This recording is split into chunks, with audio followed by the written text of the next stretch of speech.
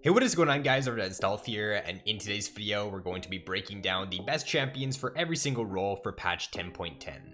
So if we start things off here up in the top lane, both Kled and Maokai saw direct nerfs in this patch. Kled Q cooldown got increased by 2 seconds at rank 1 in it. It's going to be the exact same cooldown though when you do get it maxed out, so it only hurts him a little bit in the early game there, and I just don't see it being enough to drop this champion out of S tier. Same thing goes for Maokai, like his nerf is pretty light for the most part. Q mana cost got increased from 50 up to 60, so it's going to hurt him a little bit in certain situations for sure, but it's not going to be enough to drop the champion out of S tier, and there's still going to be two of the premier top laners for 10.10. Now, the only other top laner that saw some direct changes in this patch was Aurelia. She got a damage increase on her E by 10 base at rank 1 and then by 30 once you get that maxed out, so I just don't see this doing too much for Aurelia. It's pretty negligible for the most part, so she will still remain in C tier. Now, Kayn is going to be making an appearance on the top lane tier list for this patch. He ended up getting some pretty nice changes in 10.9 to where his Q now deals bonus damage to minions, so it makes him a lot more viable in the solo lane. His Q cooldown also got reduced by 1 second, I'm pretty sure it was, so his Q is on I think a 5-second cooldown at rank 1, a 5 or 6 second cooldown, and most other top laner champions have much longer cooldowns on their level 1 abilities, so you'd be surprised. Like, you can actually trade pretty well with Kayn in the early game. If you're going up against a very weak level 1 top lane champion, you can actually cheese a level 1 all in because your Q is on a very short cooldown, and he's got a really nice mid game spike. You're gonna get your form a little bit faster when you're playing solo lane Kayn than when you're playing jungle Kayn, and once you do hit your mid game spike, you can just really start to take over games with this champion. I did make a separate video a couple days ago or about a week ago on this solo lane Kayn, so if you do want to take a look at that to get a better idea of how to play the champion, then you can go ahead and do so. So if we move on to the jungle now, relatively quiet for this patch, not too many changes at all. Nidalee ended up getting an AP ratio increase on her Q from 40% up to 50%. That's her human form Q, so this is a decent buff to Nidalee. I can see for the higher elos, Nidalee being like an A tier jungler for this patch now, but I just think for majority of elos, she will still remain in B tier. I just think there's much better AP junglers you can play at the moment. There's so many better AP junglers. You got Fiddlesticks right now, who's really strong. You got Elise, you got AP Shaco you can play, Shyvana, Echo. I just think there's so many better options at the moment if you do want that AP jungler. So slowly but surely, Fiddlesticks has made his way up into S tier. He's been getting better and better every single patch since his rewear. People are finally figuring out how to play this champion to his fullest potential, and it's really making a difference at the moment. So if you do want to pick up a new AP jungler, if you just want to pick up a new jungler in general, then Fiddlesticks is a great option at the moment. And then Kayn is going to be bumped up into S tier for 10.10. This champion has just been buffed so many different times over the past couple patches now, and last patch I did underestimate the buffs a little bit, just because he's been buffed so much recently that I just didn't really feel like another buff would really do too much to him. But the W slow increase there, the Q cooldown increase, it is helping him out a lot right now, and he is one of the better junglers you can play now in this patch. And then just due to the limited amount of changes to jungle in this patch, the relative power level of all junglers are going to stay pretty similar as to where they were in 10.9. So I still think Graves is one of the best junglers you can play in the game right now. If you really want to spend the time on a jungler, if you want to put a ton of time on a pick and get really good at him, then I would definitely recommend it be Graves right now. I think all the other junglers are on similar power levels though in the S tier. I think there's a lot of different options at the moment. Like, you got a lot of really good junglers right now, a lot of good S tier picks, even a ton of really good A tier picks right now, so there's a lot of options for you to carry in the jungle with in 10.10. So if we move things on to the mid lane now, a couple different champions got some changes in this patch. Both Diana and Katarina saw direct nerfs. So for Diana, she got a base HP decrease by about 20 there, so it's really not going to do too much for her. She's still going to be an S tier mid lane pick. She's going to need at least one more nerf or something to drop her down out of S tier. For Katarina, she saw a passive damage decrease by I think it was about 12%, 12 or 13% once you get later on into the game. The damage though on her passive is exactly the same earlier on in the game, so it's not going to do too much for Katarina either. If you can get a snowball going in the early game with this champion, if you get a lead, you're really not going to notice that damage decrease, and the fact that the damage on her passive stays the same earlier on in the game, it doesn't really affect your ability to snowball in the early game.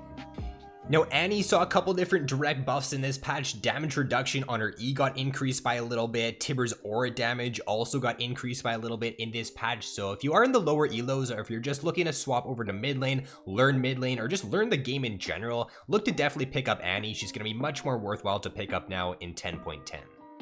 And then Twisted Fate also did see some pretty small changes in this patch. Base AD going from 49 up to 52, mana cost on his ultimate lowered from 150 down to 100, so pretty small changes for the most part. The mana cost change will help out a little bit in the early game in certain situations, but overall not going to be enough to bump him up into S tier. Now Kayn is going to be placed in A tier for this patch though. You can now play this champion in either the top lane, the mid lane, or in the jungle. If you do play mid lane Kayn, and if you go for Shadow Assassin, if you go for blue Kayn, your ability to just roam from mid lane to bot lane is pretty insane. Once you do grab Moby Boots and once you do grab Youmuu's Ghostblade, you can even roam faster from mid to bot than something like a Talon or a Pike. So if you want to play this new like assassin mid lane pick, if you want to try something different out in the mid lane, then mid Kayn is definitely something that is worthwhile to look into. And like I said when I was talking about top lane Kayn, you can check out my separate video on the pick if you do want to learn a little bit more about him.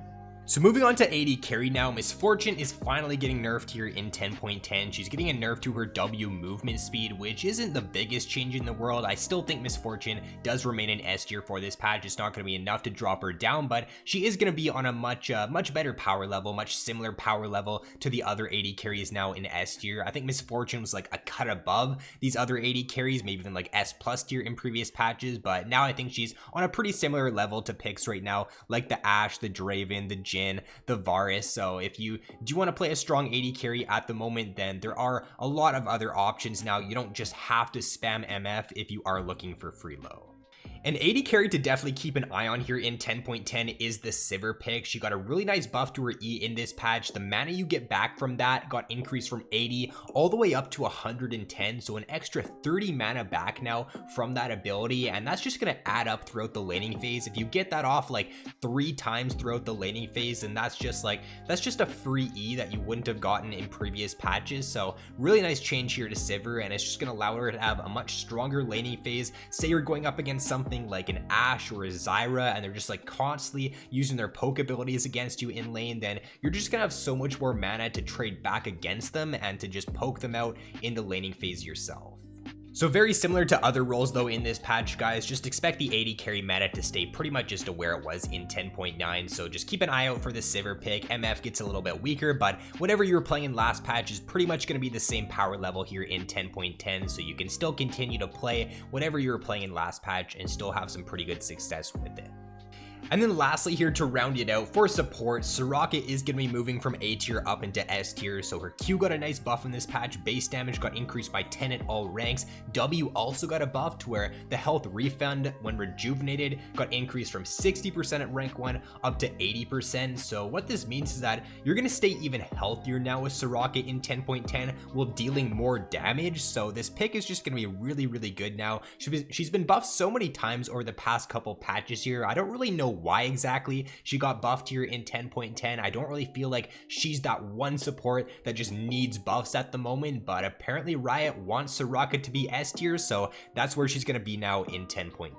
And then a couple other supports did get some direct nerfs in this patch. Taric saw his bonus armor on his W get lowered from 20% at rank 1 down to 14%, so a decent nerf, but in my opinion not enough to drop him down into A tier. Maokai also got that nerf in this patch to his Q mana cost, but it really doesn't affect support Maokai very much at all. You're not going to be spamming out your Q in the laning phase as support Maokai, at least as much as you would for top lane Maokai, so it definitely doesn't affect him as much down in the support role.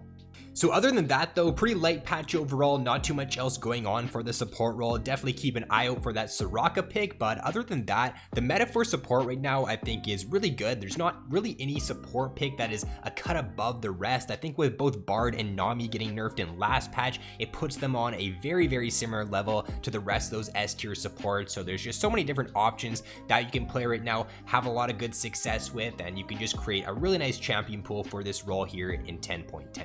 Alright, so that is going to be all for the video, guys. Pretty light patch overall, but hopefully it does give you a pretty good understanding of where the meta is going to stand in 10.10. It's going to be very similar as to where it was in 10.9, but nonetheless, hopefully you guys did enjoy this video. If you did, then be sure to drop a like and subscribe if you have yet to already. So thanks for watching, have an awesome day, and I will see you in my next video.